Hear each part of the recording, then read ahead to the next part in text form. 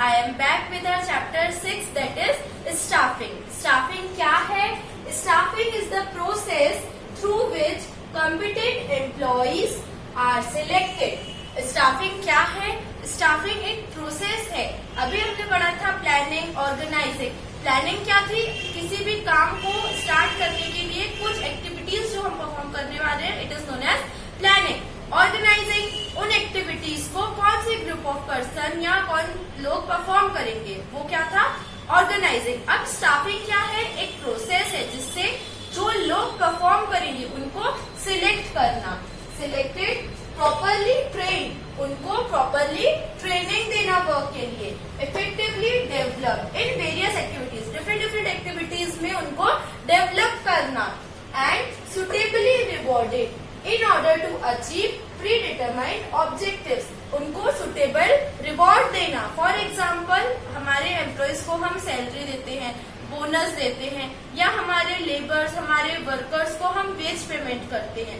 तो स्टाफिंग क्या है? स्टाफिंग एक प्रोसेस है जिसमें हम हमारे यहाँ पे काम करने के लिए जो कुछ एम्प्लॉयज वर्कर्स को रखते हैं उनको अपॉइंट करना, उनको प्रॉपर ट्रेनिंग देना, उनको प्रॉपर वेज पेमेंट देना, रिवॉर्ड्स देना इज नोन एज स्टाफिंग. तो स्टाफिंग क्या प्रोसेस है, उसमें क्या क्या इंक्लूड होता है? Thus staffing is simply the process of. Staffing एक प्रोसेस है किस चीज की? Recruitment, selection, training, promotion, evaluation and wage payment of the man power. Staffing में क्या क्या प्रोसेसेस इंक्लूडेड है? ये सब. तो फर्स्ट क्या है? रिक्रूटमेंट. रिक्रूटमेंट का मतलब क्या होता है? अभी हम इसको डिटेल स्टडी करेंगे, शॉर्ट में भी हम समझ लेते हैं. रिक्रूटमेंट का मतलब क्या होता है? एम्प्लॉयर और एम्प्लॉय के बीच में कुछ रिलेशनशिप बनाना. आपने सुना होगा जैसे वैकेंसीज निकलती है, बहुत सारे पोस्ट के लिए वैकेंसीज निकलती है. तो ये वैकेंसी जो निकलती है ये क्या है? It is a type of recruitment कि हम हमारे वर्क के लिए हमें लोगों की जरूरत है उसके बारे में लोगों को बताना, वैकेंसी निकालना कि हमारे यहाँ पे एम्प्लॉयज की जरूरत है.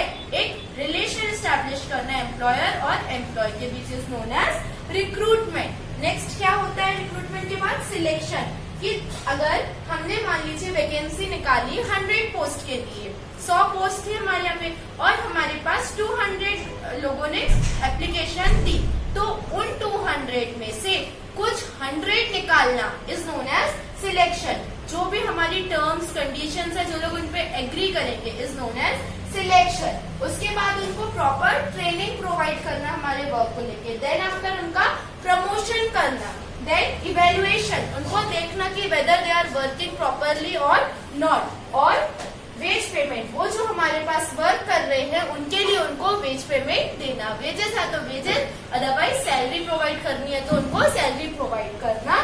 Of the man power. क्यों? क्योंकि स्टाफिंग हम किनकी करेंगे? मैन पावर की, मतलब लोगों की. तो स्टाफिंग क्या है? एक प्रोसेस है लोगों को हमारे यहाँ पे वर्क करने के लिए अपॉइंट करना. नेक्स्ट देखते हैं इसकी definition. So the first definition is according to George R Henry. इन्होंने हमें क्या बताया है?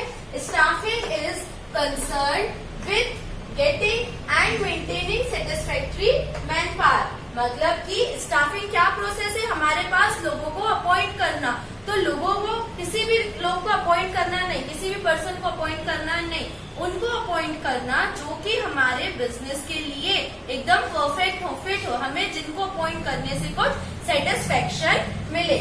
Next, according to US department of labour, इनके अकॉर्डिंग क्या है स्टाफिंग?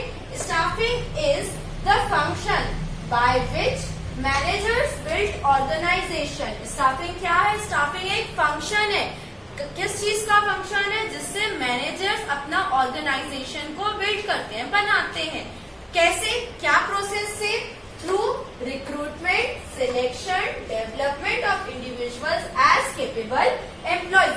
ये सारे प्रोसेस अभी मैंने आपको समझाई और मैं भी आपको डिटेल में समझाऊंगी. तो इनके according US department of labour के अकॉर्डिंग क्या है स्टाफिंग? स्टाफिंग एक फंक्शन है जिससे हम हमारे वर्कर्स को केपेबल बना सकते हैं हमारा वर्क परफॉर्म करने के लिए through various process. We will study letter.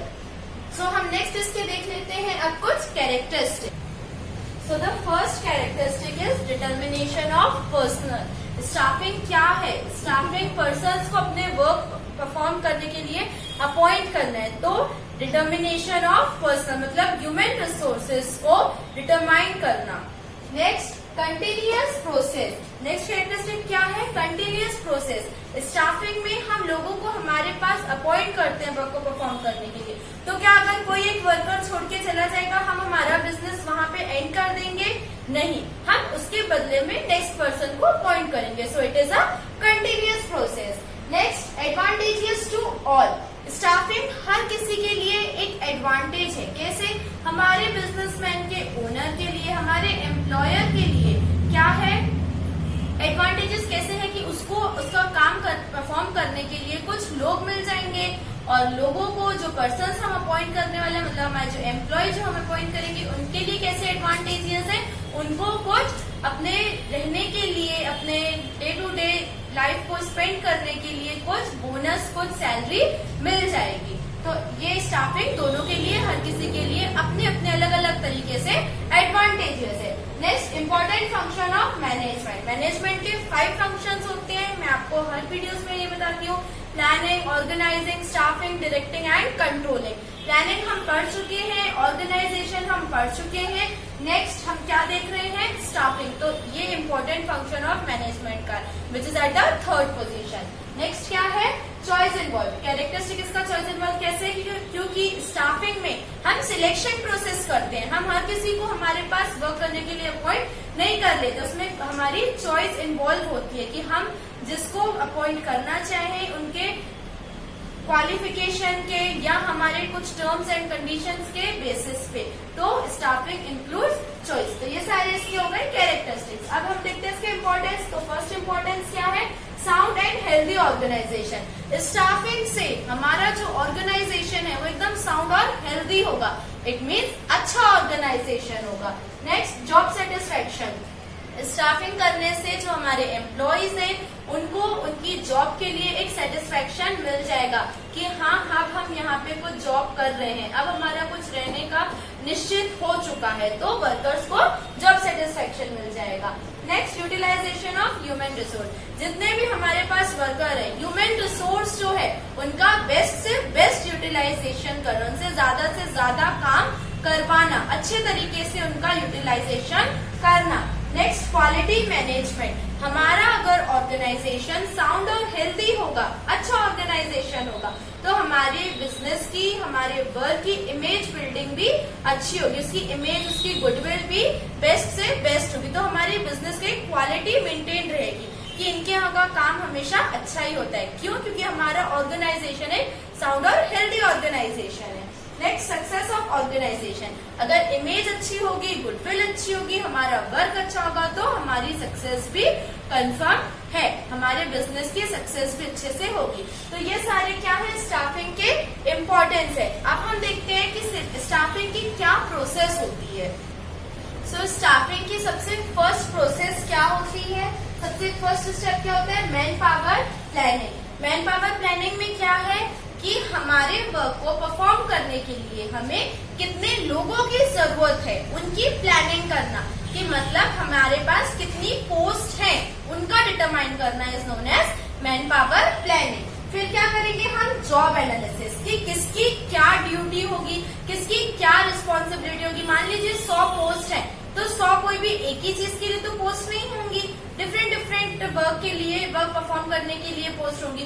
तो किसकी क्या ड्यूटी होगी, किसकी क्या रिस्पॉन्सिबिलिटी होगी, इसका एनालिसिस करना is known as job analysis. Next recruitment. Recruitment क्या होता है कि हमारे वर्क को, हमारे यहाँ पे वर्क परफॉर्म करने के लिए लोगों की जरूरत है, लोगों को ये बताना is known as recruitment. Selection क्या होता है कि जितने लोगों ने हमको एप्लीकेशन दी, जो भी हमने वैकेंसीज निकाली थी, जितनी एप्लीकेशंस आई उनमें से कुछ को सिलेक्ट करना जो हमारी टर्म्स कंडीशंस पे एग्री हो, जो क्वालिफिकेशन मांगी है उनके पास वो क्वालिफिकेशन होनी चाहिए, तो उन बेसिस पे उनका सिलेक्शन करना। Next placement. प्लेसमेंट मतलब क्या है कि अब हमने सिलेक्ट तो कर लिया कि इतने लोग हमने अपॉइंट कर लिए हैं, अब उनका प्लेसमेंट करना कि आप किस ब्रांच में रहोगे या आपका प्लेसमेंट किस जगह होगा, कहाँ पे आपको काम करने के लिए बोला जाएगा, तो वो कहलाता कहलाता है प्लेसमेंट। नेक्स्ट ट्रेनिंग,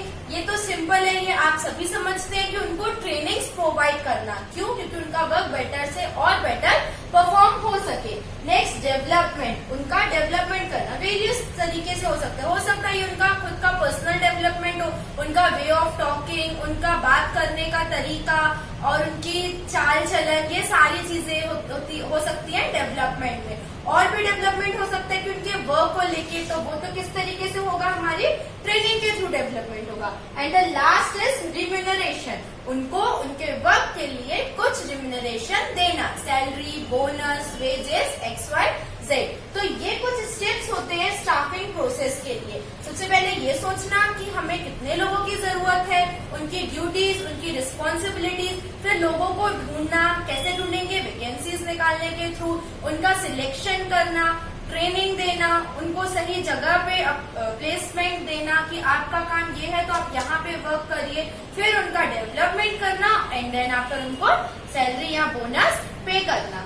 तो ये कुछ स्टेप्स हैं, इनमें से हम अभी डिटेल स्टडी किसकी करने वाले हैं, रिक्रूटमेंट की, सिलेक्शन की, ट्रेनिंग एंड डेवलपमेंट। ये चार की अभी हम डिटेल स्टडी करेंगे। क्यों?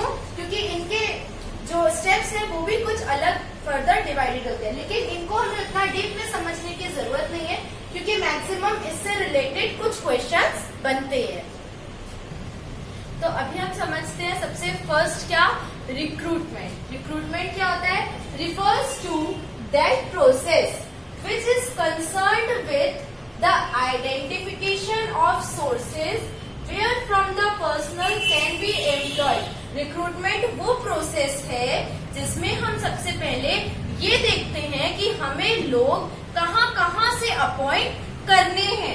Next, and motivating them to offer their services, हमारे ऑर्गेनाइजेशन में उनको काम करने के लिए उनको मोटिवेट करना। रिक्रूटमेंट क्या प्रोसेस है, लोगों को हमारे यहाँ पे वर्क के लिए बताना कि हमारे पास लोगों की जरूरत है, एम्प्लॉयज की जरूरत है, ये बताना इज नोन एज रिक्रूटमेंट। अब इसकी क्या प्रोसेस होती है, इट्स मेन पर्पस, क्या मेन पर्पस है, is to attract a large number of eligible candidate to fill up the vacancies for the job. Recruitment का मेन पर्पस क्या होता है कि लार्ज नंबर ऑफ कैंडिडेट्स, जो एलिजिबल कैंडिडेट्स हैं, जो उसके लायक हैं, उनको हमारे पास वैकेंसी है ये बताना और मोटिवेट करना कि आप हमारे यहाँ पे जॉब के लिए अप्लाई करें। तो ये प्रोसेस क्या कहलाती है, रिक्रूटमेंट की। अब रिक्रूटमेंट के क्या स्टेप्स होते हैं, कैसे होता है रिक्रूटमेंट, वो देखते हैं। तो रिक्रूटमेंट का सबसे फर्स्ट स्टेप क्या होता है, डिटरमाइनिंग वैकेंसी, कि हमें किस चीज के लिए वैकेंसी निकालनी है, हमारे यहाँ पे कौन सी पोस्ट खाली है, उस पोस्ट को डिटरमाइन करना। नेक्स्ट, सोर्सेज ऑफ वैकेंसी, कि हम हमारी वैकेंसी तो निकालेंगे बट किस तरीके से, घर घर जाके बताएंगे क्या लोगों को, भैया हमारे पास काम की जरूरत है आके काम करो, नहीं, हम ऐसे उनको नहीं बताएंगे। हम कैसे उनको बताएंगे, हम न्यूज़पेपर्स में निकालेंगे, मैगजीन्स में निकालेंगे, अदरवाइज हम इंटरनल सोर्स और एक्सटर्नल सोर्स, अभी हम इनको डिटेल स्टडी करेंगे। तो हम वेरियस सोर्सेज के थ्रू, कि हम किस सोर्स के थ्रू हमारे यहाँ पे रिक्रूट करेंगे, लोगों को सिलेक्ट करेंगे, वो डिटरमाइन करना। Next, receiving application. अब सबसे पहले वैकेंसी डिटरमाइन करना कि क्या पोस्ट खाली है, किस सोर्स के थ्रू हम लोगों को बताने वाले कि हमारे पास ये पोस्ट खाली है। उसके बाद मान लीजिए आपके पास 100 पोस्ट खाली थी, तो आपके पास कितने लोगों ने अप्लाई किया, 200 लोगों ने, तो उनके एप्लीकेशंस को रिसीव करना। Next, listing of eligible candidates. अब 200 लोगों ने तो अप्लाई किया, हम 200 को तो अपॉइंट कर नहीं लेंगे, उनमें से जो भी उन्होंने रिज्यूम दिया है हमारे पास वर्क करने के लिए, तो जिनके रिज्यूम में कुछ टर्म्स कंडीशंस हमारी एग्री होती हैं, क्या क्वालिफिकेशंस है, उन एलिजिबल कैंडिडेट्स की एक लिस्ट बना लेना। And the last is selection. List बनाने के बाद आप क्या करेंगे, उनका सिलेक्शन करेंगे कि किस किस कैंडिडेट को, कौन कौन सा कैंडिडेट एलिजिबल है, उनको हमारे वर्क के लिए सिलेक्ट कर लेना। तो अभी हमने ये क्या देखा, स्टेप्स ऑफ रिक्रूटमेंट। अब हम इनमें से सबसे पहले सोर्सेस पढ़ लेते हैं, फिर उसके बाद हम कंटिन्यू करेंगे सिलेक्शन के साथ।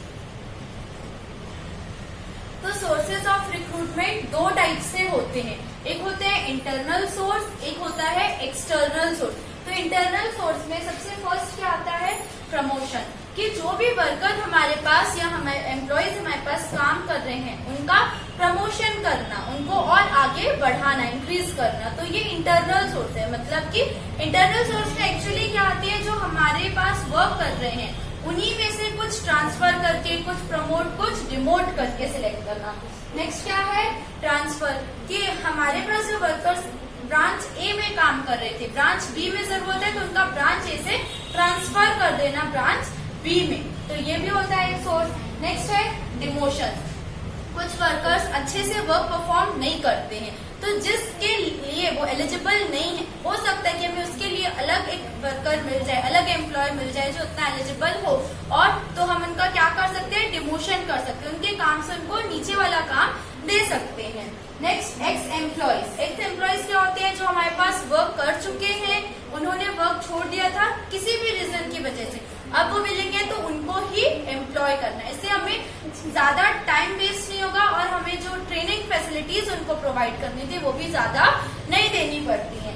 नेक्स्ट एम्प्लॉयज रिकमेंडेशन, क्या होता है कि हमारे पास जब कोई भी वर्कर काम करते हैं तो हो सकता है उनके फैमिली मेंबर्स, फ्रेंड्स, रिलेटिव वो उस वर्क को परफॉर्म करने के लिए एलिजिबल हो और वो ढूंढ रहे हो कोई जॉब, तो जो एम्प्लॉयज हमारे पास काम कर रहे हैं उनके रिकमेंडेशन से कि हमारे रिलेटिव्स में एक है तो उनको अपॉइंट करना, ये सारे क्या कहलाते हैं, इंटरनल सोर्सेज ऑफ रिक्रूटमेंट। अब हम देखेंगे एक्सटर्नल सोर्सेज। तो एक्सटर्नल सोर्सेज में सबसे फर्स्ट आता है एडवर्टीजमेंट, कि एडवर्टाइज करके हम लोगों को अपॉइंट कर सकते हैं। एडवर्टाइजमेंट हम बहुत सारे तरीके से दे सकते हैं, न्यूज़पेपर हो गया, मैगजीन्स हो गई, वेरियस टाइप्स ऑफ एडवर्टाइजमेंट दे सकते हैं। Next employment exchange. Employment exchange क्या होता है, एक ब्रांच होती है, एक फर्म होती है, कंसल्टेंसी होती है, जहाँ पे लोग क्या करते हैं, जिन्हें जॉब चाहिए होती है वो वहां पे जाके अपना रिज्यूम दे देते हैं और फिर वो टाइम टू टाइम जो मेन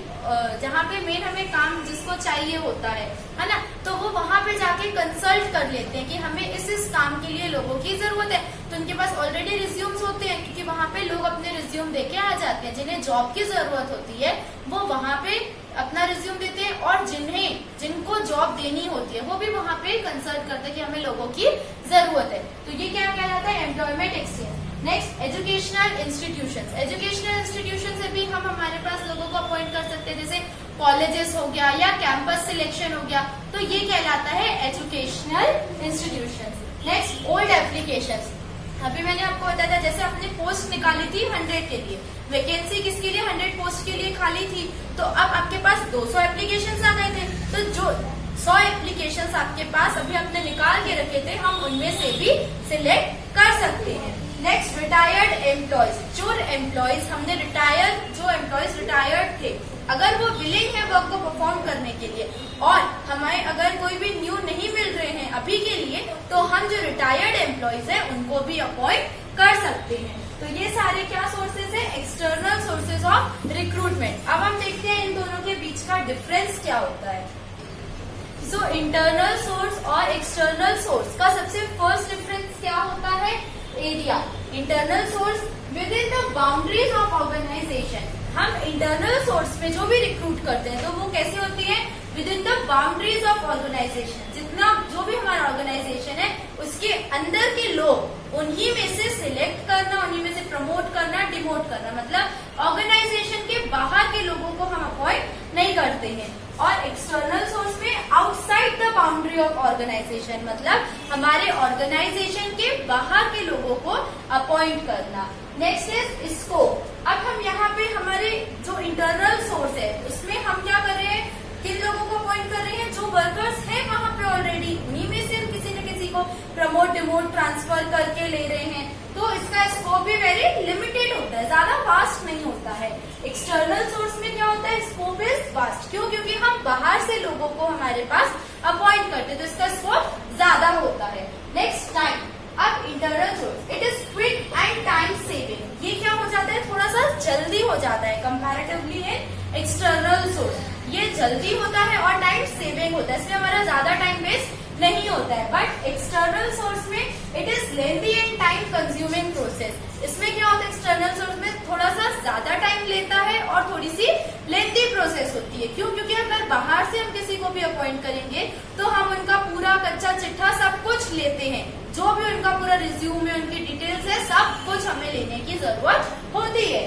कॉस्ट, इंटरनल सोर्स में no expenditure is to be incurred, हमें यहाँ पे ज्यादा एक्सपेंसेस करने की जरूरत नहीं होती है। क्यों? क्योंकि हमारे पास जो लोग हैं उन्हीं में से हम अपॉइंट कर रहे हैं। बट एक्सटर्नल सोर्स में it is very costly process. यहाँ पे हम क्या करते हैं, एडवर्टीजमेंट निकालेंगे, फिर और बाहर के लोगों को हम रिक्रूट कर रहे हैं तो वैकेंसीज निकालेंगे, तो उसमें बहुत सारे छोटे छोटे एक्सपेंडिचर्स हमको करने पड़ते हैं। द फिफ्थ डिफरेंस इज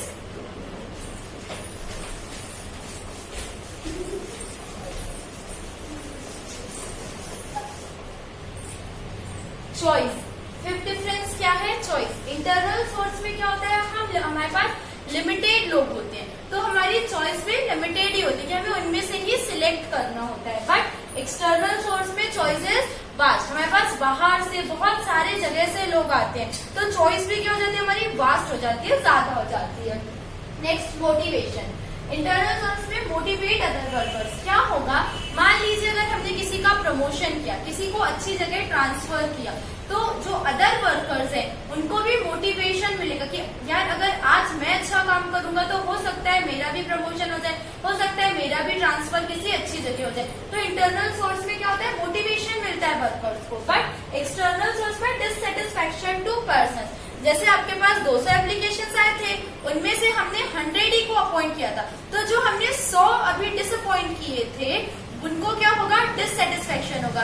क्या होता है, कई बार कुछ ऐसे लोग होते हैं जो हर जगह हर किसी भी वर्क के लिए अपॉइंट करते हैं पर हर जगह से उनको निराशा ही मिलती है। जैसे हर जगह से उनको डिससेटिस्फैक्शन कैसे मिलेगा कि वो रिजेक्ट किए जाते हैं, तो उनके अंदर क्या होता है, एक मोटिवेशन पावर जो होता है ना वो कम हो जाता है, वो डीमोटिवेट हो जाते हैं कि यार मेरा तो कहीं पे सिलेक्शन ही नहीं होता है। तो वो क्या करते हैं, वो फिर धीरे धीरे उनके अंदर वर्क करने की जो कैपेसिटी भी होती है और जो एबिलिटी होती है, सबसे मेन होती है थिंकिंग, वो मर चुकी होती है।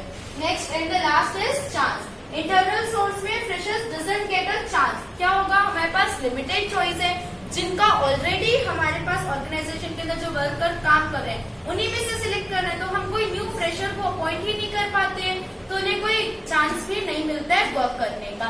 बट एक्सटर्नल सोर्स में freshers get a best chance. External source में क्या होगा, हम बाहर से लोगों को अपॉइंट करते हैं तो फ्रेशर्स को भी एक बहुत ही अच्छा मौका मिलता है, एक चांस मिलता है। तभी हमने देखा इंटरनल सोर्स और एक्सटर्नल सोर्स का डिफरेंस।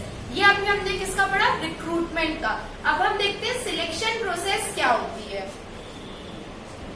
अब हम देखते हैं सिलेक्शन क्या होता है। तो selection refers to the process of carefully screening the candidates to choose the most suitable ones for filling job vacancies. Selection क्या कहलाता है, वो process which is done after recruitment. Recruitment के बाद जो प्रोसेस होती है वो क्या होती है, सिलेक्शन।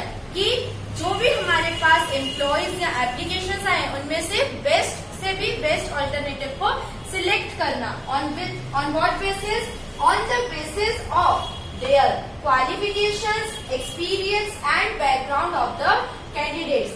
सिलेक्शन क्या होता है, जो भी हमारे पास कैंडिडेट्स ने अप्लाई किया है उनमें से उनकी क्वालिफिकेशन, उनका एक्सपीरियंस, उनका बैकग्राउंड, ये सारे बेसिस को देखते हुए कुछ को सिलेक्ट करना हमारे वर्क को परफॉर्म करने के लिए, ये प्रोसेस क्या कहलाती है, हमारी सिलेक्शन। अब हम देखते हैं इसकी डेफिनेशन क्या होती है।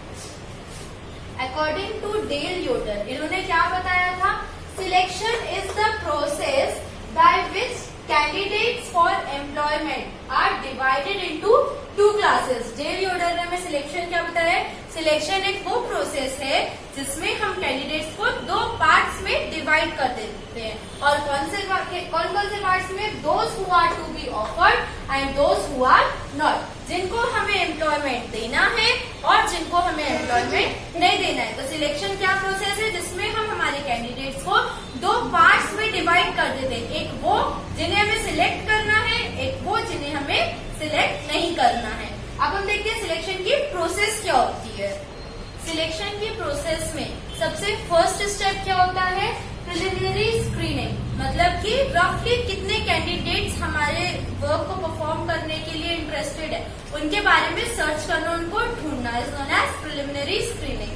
Next preliminary interview. मान लीजिए आप किसी ऑर्गेनाइजेशन में बैठे हैं, बातों ही बातों में किसी से टॉपिक निकल जाता है कि क्या आप इंटरेस्टेड हैं, तो आपका क्या किस चीज में इंटरेस्ट है, आपकी क्वालिफिकेशंस क्या है, आपके एप्टीट्यूड्स क्या है, एक्सपीरियंस क्या है। तो प्रिलिमिनरी स्क्रीनिंग और प्रिलिमिनरी इंटरव्यू का मतलब है कि अभी हमने कोई भी लीगली वर्क नहीं स्टार्ट किया है, रफली सिर्फ बातों बातों में किसी से कोई टॉपिक निकालना is known as preliminary screening and preliminary interview. Next step application. अब मान लीजिए हमें कोई कैंडिडेट मिलता है तो हम उससे एप्लीकेशन फिल करवा लेते हैं कि उसमें जो भी वेरियस फॉर्मेलिटीज होती है वो सारी हम फिल करवा लेते हैं। Next interview.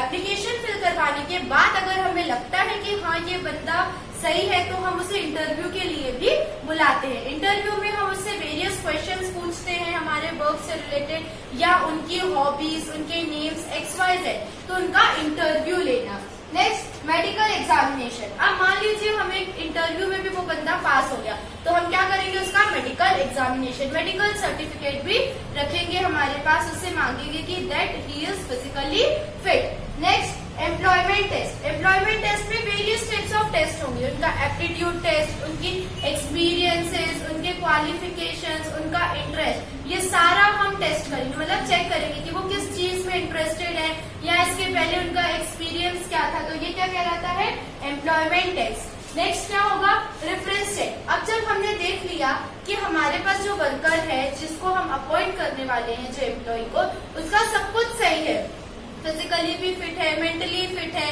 उसकी क्वालिफिकेशन भी सही, उसके एक्सपीरियंसेस भी अच्छे हैं, अब हम उनका रेफरेंस चेक करेंगे। मतलब कि हम उनसे उनके बारे में, अगर जैसे मान लीजिए कि हमें किसी से कंसल्ट करना है तो हम उनका रेफरेंस किससे ले सकते हैं कि हाँ ये बंदा सही है कि नहीं है, आने वाले टाइम पे ये हमें चीट तो नहीं करेगा, तो उनका रेफरेंस जो देगा तो वो भी हम चेक करेंगे। ये भी एक मेन टॉपिक होता है, एक मेन इंपॉर्टेंट फंक्शन होता है सिलेक्शन प्रोसेस का।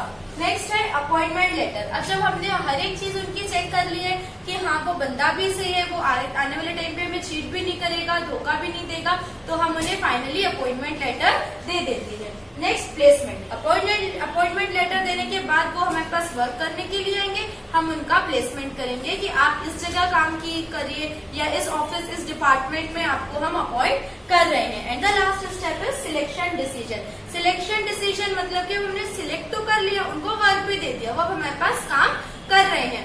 अब स्टेप बाय स्टेप जो वो वर्क परफॉर्म कर रहे हैं उनके बेसिस, उनके वर्क परफॉर्मेंस के बेसिस पे ये डिसाइड करना कि हाँ हम इन्हें आगे वर्क पे रखें कि नहीं रखें, कि हम इन्हें यही वर्क तक सीमित रखें। मतलब कहने का ये सिलेक्शन डिसीजन में कि उनका प्रमोशन जो हम डिसाइड करेंगे वो कहलाता है हमारा सिलेक्शन डिसीजन। अब हम देखते हैं इसके कुछ प्रिंसिपल्स।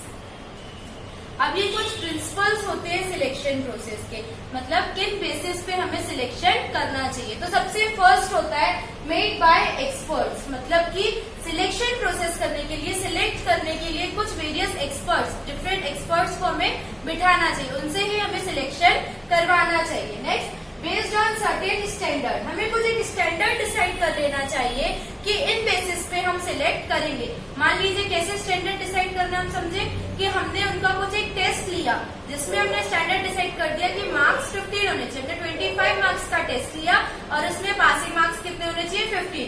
मतलब जिन बच्चों के 15 के अबव आएंगे हम उन्हें सिलेक्ट करेंगे, जिनके 15 से कम आएंगे हम उन्हें सिलेक्ट नहीं करेंगे। नेक्स्ट फ्लेक्सिबिलिटी, सिलेक्शन प्रोसेस क्या होनी चाहिए, एकदम फ्लेक्सिबल होनी चाहिए, ज्यादा चेंज रिजिड नहीं होनी चाहिए। अगर हम उन्हें चेंज करना चाहें हमारी नीड के अकॉर्डिंग तो हम उन्हें चेंज भी कर सकते हैं। मान लीजिए हमने किसी को सिलेक्ट किया बट उसकी क्वालिफिकेशन तो अच्छी थी बट उसका एक्सपीरियंस अच्छा नहीं था, तो हम उसे चेंज करके किसी और को भी सिलेक्ट कर सकते हैं। सो ये फ्लेक्सिबल होना चाहिए। नेक्स्ट इम्पार्शियल, इम्पार्शियल मतलब कि कोई भी पार्शियलिटी नहीं होनी चाहिए, जिससे जो भी एडवाइजर हैं, एक्सपर्ट्स हैं, हो सकता है कि उनके कोई रिलेटिव्स, अपन बोलते हैं ना कि भैया हमारा थोड़ा जुगाड़ लगा देना, तो ये जुगाड़ वाला काम नहीं होना चाहिए, इम्पार्शियल होनी चाहिए, पार्शियलिटी नहीं होनी चाहिए। नेक्स्ट पॉलिसी ऑफ ऑर्गेनाइजेशन, जो भी हम सिलेक्शन करने वाले हैं वो किन पे बेस्ड होना चाहिए, जो भी हमारी ऑर्गेनाइजेशन की पॉलिसीज है उन पे बेस्ड होना चाहिए, उनके बाहर नहीं जाना चाहिए, विद इन द बाउंड्रीज होनी चाहिए।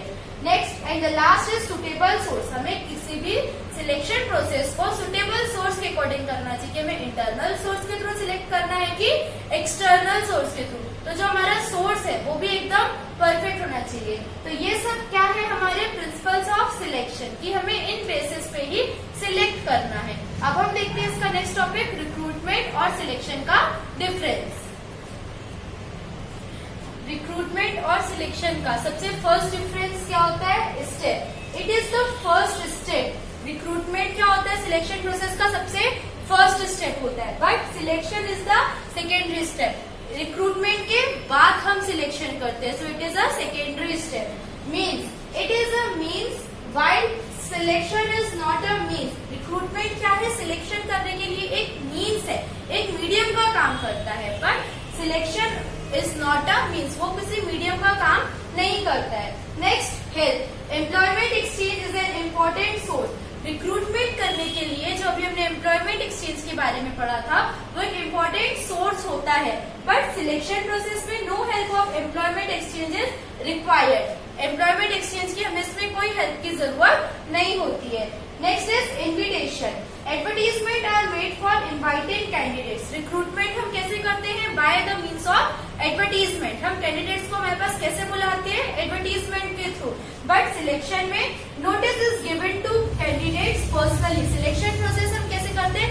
पर्टिकुलर एक कैंडिडेट को नोटिस देके। क्यों? क्योंकि रिक्रूटमेंट जो होता है वो बहुत सारे लोगों को बताने के लिए होता है, बट सिलेक्शन किन के लिए होता है? पर्टिकुलरली किसी पर्सन को जिसको हम सिलेक्ट कर रहे होते हैं। तो हम इसमें एडवर्टीजमेंट देते हैं और इसमें लोगों को कैसे बुलाते हैं? By the means of notice. Next levels. Recruitment generally used for lower level employees while selection generally used for all levels.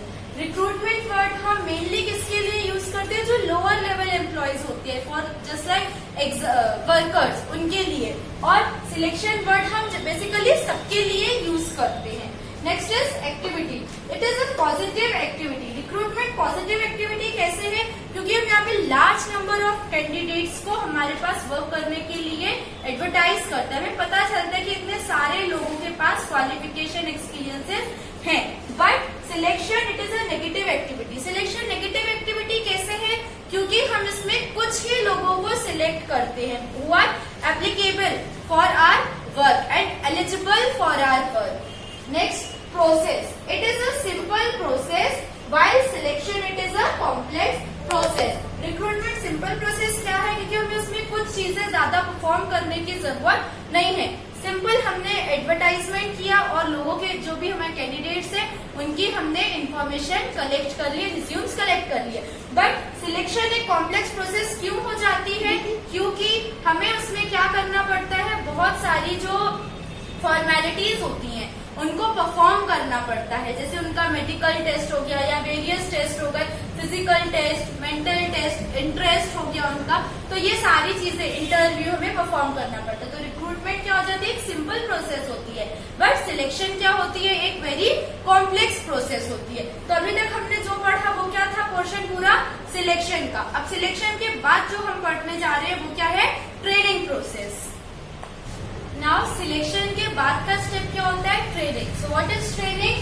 The means through which the theoretical and practical knowledge, ability, skills are improved is known as training. Training क्या process होती है? Training एक वो process होती है जिसमें हम किसी भी पर्सन की नॉलेज, उसकी स्किल्स का डेवलपमेंट करते हैं। कैसे? उनको और ज्यादा इंक्रीज करना।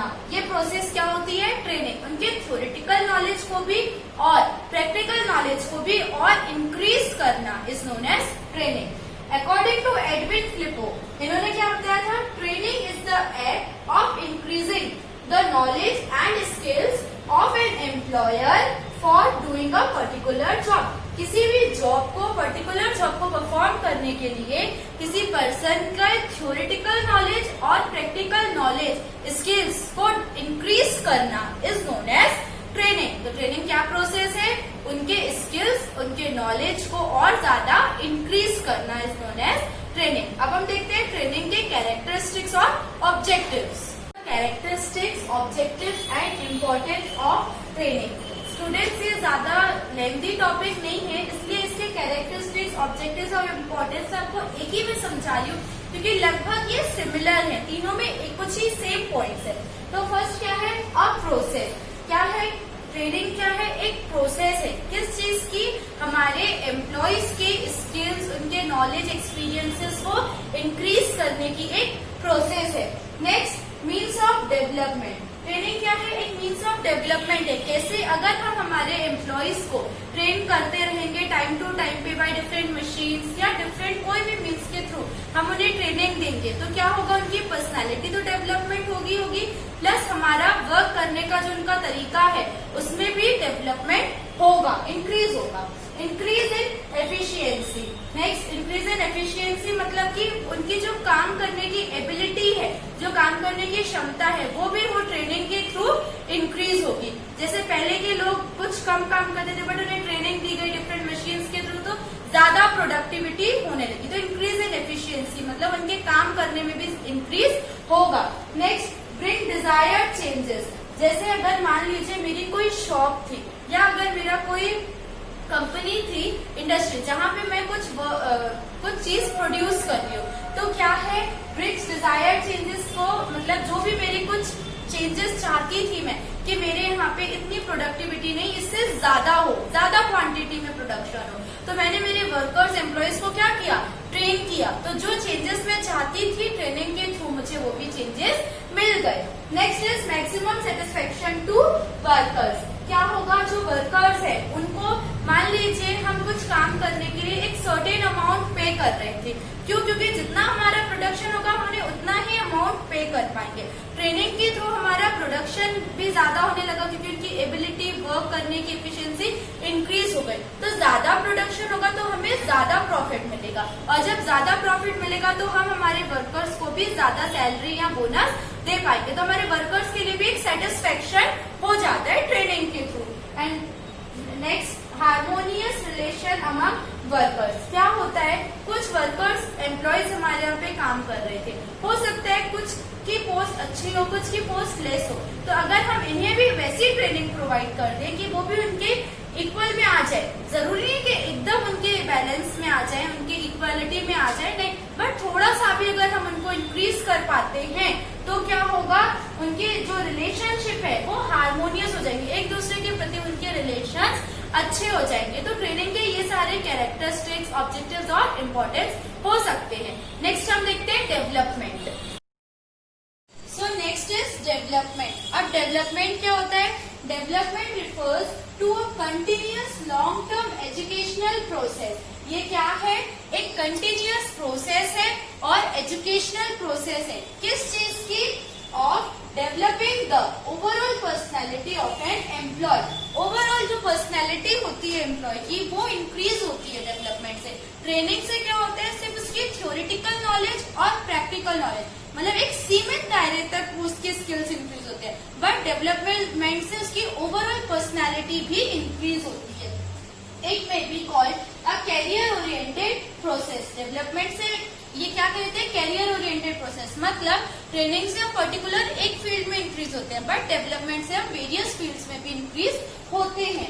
It gives emphasis on personal growth of employees. Development किस चीज पे ज्यादा एम्फेसाइज करता है? पर्सनल ग्रोथ ऑफ एम्प्लॉय की, कि जो हमारा एम्प्लॉय है उसकी पर्सनल स्किल्स, पर्सनल ग्रोथ हो, अपनी डेवलपमेंट हो। तो डेवलपमेंट क्या है? एक कंटिन्यूअस लॉन्ग टर्म प्रोसेस है, किसकी? ओवरऑल पर्सनैलिटी को इंक्रीज करने की। अब हम देखते हैं डेवलपमेंट और ट्रेनिंग के बीच का डिफरेंस।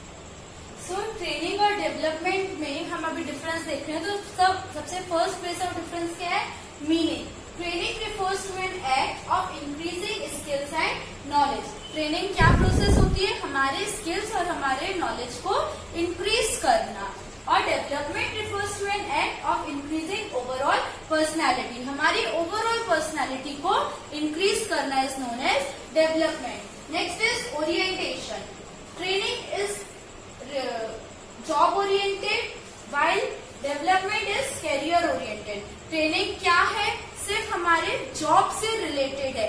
जो भी हमारी जो स्किल्स है, हमारा नॉलेज डेवलप हो रहा है, वो किस चीज में, पर्टिकुलर हमारी जॉब के लिए इंक्रीज हो रहा है। बट डेवलपमेंट में हमारे करियर के लिए इंक्रीज हो रहा है। डेवलपमेंट क्योंकि ओवरऑल पर्सनालिटी का होता है, इसलिए।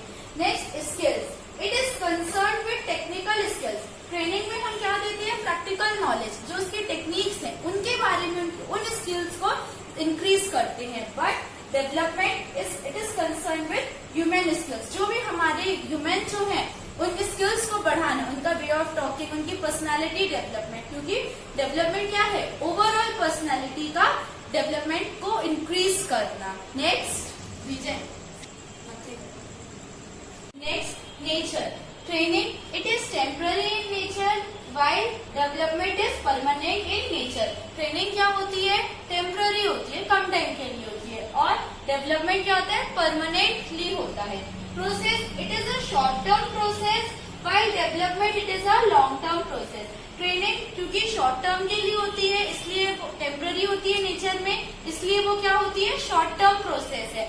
while development it is permanent in nature, so it is a long term process, ज्यादा टाइम के लिए होती है। Next, meeting.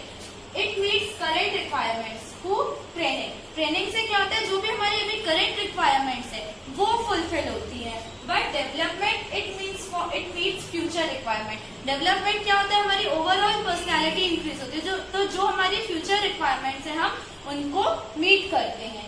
The last is result, and the last is result. It is result of external motivation. Training क्या होता है, external motivation का result है। कोई भी बंदा ट्रेन कब कहलाता है, जब उसके पीछे, उसके ऊपर कोई पर्टिकुलर एक पर्सन बार बार उसको टाइम टू टाइम मोटिवेट करता है कि तुम इस काम को इस तरीके से करो, इस काम को इस तरीके से करो। सो it is a result of external motivation. कोई बाहरी व्यक्ति बोलता है, but development it is a result of internal motivation. कोई भी इंसान डेवलप कैसे होता है, जब तक उसके अंदर से एक आवाज नहीं आती है कि yes I have to do, I have to change, तब तक डेवलपमेंट किसी भी इंसान का नहीं हो सकता। सो development is the result of internal motivation. But training क्या होती है, एक्सटर्नल मोटिवेशन जब हमको मिलता है उसका रिजल्ट होता है। सो स्टूडेंट्स, अभी हमने देखा ट्रेनिंग एंड डेवलपमेंट का डिफरेंस। तो हम यहाँ पे ये चैप्टर क्लोज करते हैं, क्योंकि अभी तक हमने जितना भी पोर्शन कवर किया है वो पूरा 6 चैप्टर स्टाफिंग का था। आपको कोई भी क्वेरीज हो, अभी तक जितना मैंने समझाया आई होप समझ में आया होगा। कोई भी क्वेरीज हो आप मुझे कमेंट सेक्शन में कमेंट कीजिए, मैं आपको इसको और अच्छे से और डिटेल में एक्सप्लेन करने का ट्राई करूंगी, ताकि आपको अच्छे तरीके से समझ में आ सके। Thank you for watching my videos.